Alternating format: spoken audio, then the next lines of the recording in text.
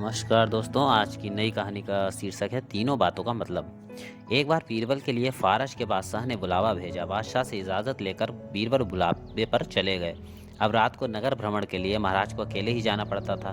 वे टहलते हुए लोगों को देख रहे थे कि कहीं कोई दुख में तो नहीं। अचानक ही वे बीरबल के घर के सामने पहुंचे। उनके मन में बीरबल के परिवार वालों की परीक्षा लेने का विचार आया।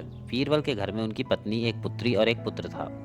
बादशाह बीरबल के घर पहुंचे। वे कुछ कह सुनकर अपना रंग जमाना ही चाहते थे कि बीरबल का लड़का बोला, बे आए। यह सुनकर लड़की बोली, वह तो नहीं है। पत्नी घर के भीतर ही से ही दोनों बच्चों की बातें सुनकर बोली, वह होते और नहीं भी होते।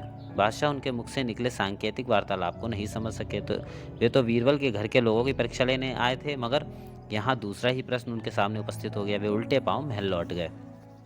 अगले दिन दरबार में उन्होंने दरबारियों के सामने इन तीनों बातों का रखा और इसका अर्थ पूछा, किंतु लाख प्रयत्नों के बाद भी कोई इन तीनों बातों का अर्थ नहीं बता सका। 2 दिन बाद बीरबल लौटे। बादशाह ने वही तीनों बातें उनसे पूछी।